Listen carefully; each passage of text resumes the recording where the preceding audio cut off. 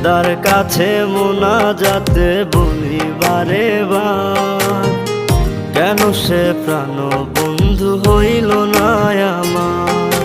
খোদার কাছে মোনাজাতে বলি বারে বার, কেন সে প্রাণ বন্ধু হইল না আমার। নই কি আমি তার যোগ্য, নাকি আমার এমন ভাগ্য, এত ব্যথা সইতে আমি পারবো না যে আর। খোদার কাছে মোনাজাতে বলি বারে বার, কেন সে প্রাণ বন্ধু হইল না আমার।